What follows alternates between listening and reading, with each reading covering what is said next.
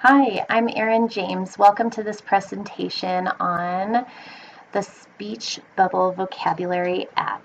It's going to be amazing, and I'm so glad you're here. Here it is, our Speech Bubble Vocabulary app. We wanted to focus on a real-world language app using personalized flashcards, relevant bite-sized lessons, and engaging evidence-based immersion techniques.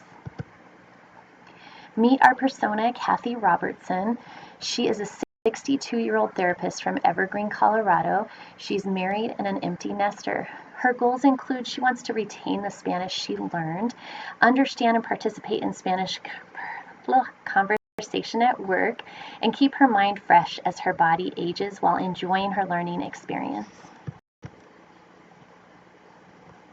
Here's some quotes from Kathy so you can get to know her better. I want to retain the real-world Spanish I learned living in Chile, and in doing so, I hope to keep my thinking sharp. I want to enjoy learning and actually look forward to it. Myself, I am a visual learner, so it helps to both see and hear new vocabulary. Also, in my mind, if I associate a new term with something personal to me, I tend to remember it. User research. So we focused on a demographic of women ages 50 to 65, and Kathy is our persona that fits this demographic to a T. She wants to learn a language through an inexpensive, uncomplicated, fun, and age-appropriate vocabulary app. Based on user research and interviews, I learned that many of these women need concise, personalized lessons that focus on repetition, positive reinforcement, and real-world applications.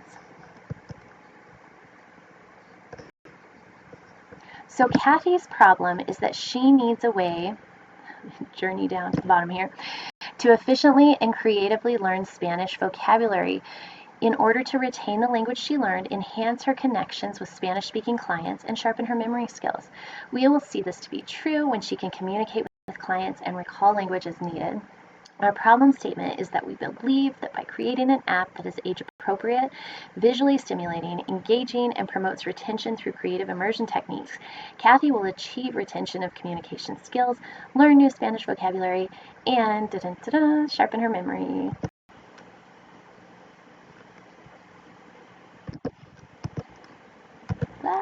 Stay on it. Okay. Problems and solutions. So we wanted to focus on certain pain points of our users and provide solutions for those pain points.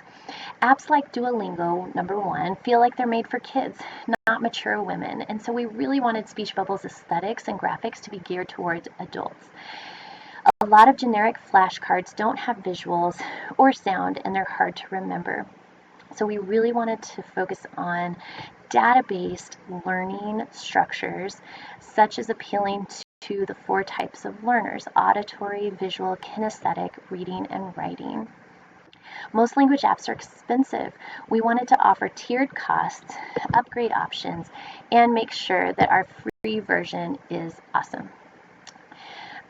This demographic didn't grow up in like a digital age, right? So they really long for that human-to-human connection. And they also want to make sure that the language that they're learning is actually usable and practical in real-world settings.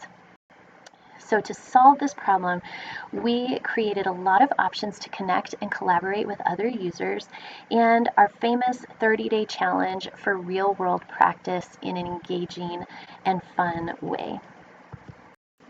All right, the wireframing and prototyping process. This is my first user flow for the onboarding. And so you can see that I created a mapped out user flow to know which way to go with my designs and to make it as usable as possible. I went on to design the branding and logo for our Speech Bubble app. And so you can see here is our color scheme, which we definitely had our persona Kathy in mind, and our adorable Speech Bubble little logo. This is the Marvel prototype.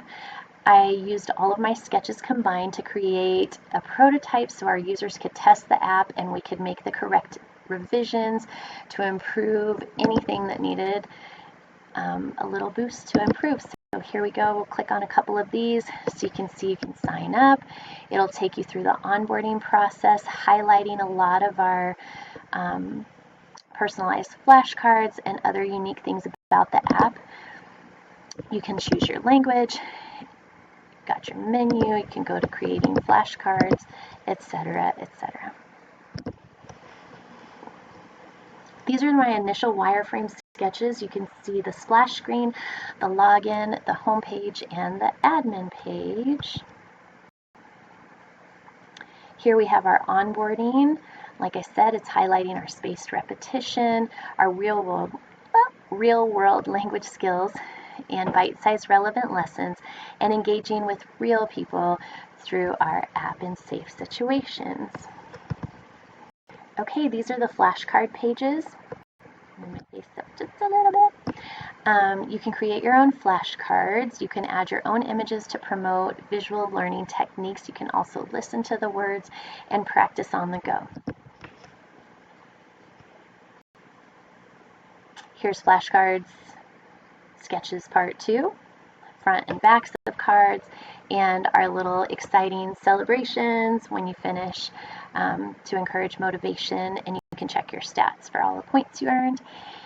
So that takes us to the usability test plan. Here we go. So we tested the sign up and login process, language selection, creating a flashcard, and reviewing the flashcard deck.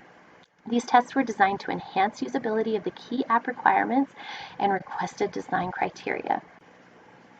Okay, the revision summary. We simplified the login page, corrected the order of onboarding pages for better flow, removed distractions from the review flashcard deck, and changed a few things for clarity and direction, including improving headings. So here's a sneak peek at our prototype revisions.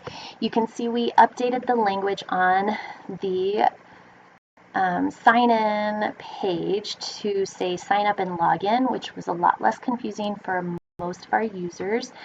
And we also redirected the onboarding page directly to the choose your language so that nobody missed that step, which we found was a little tricky to find in earlier versions of the app.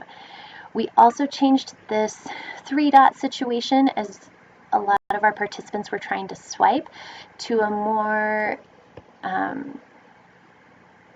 natural step 1, step 2, step 3 for clarity and direction. And then we also added text underneath our logos to prevent any kind of confusion as to where the student is going in the app.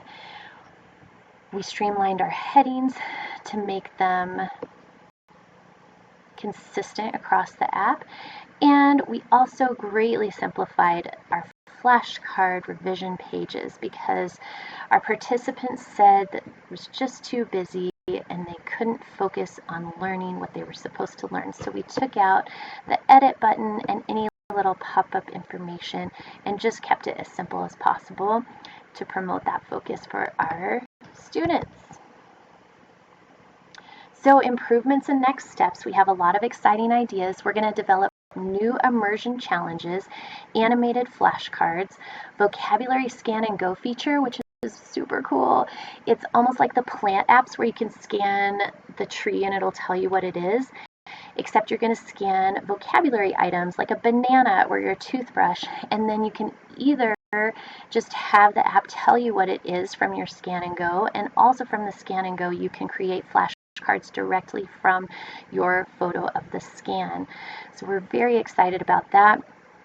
And then we also wanted to create an option for accurate stock flashcard decks for popular categories.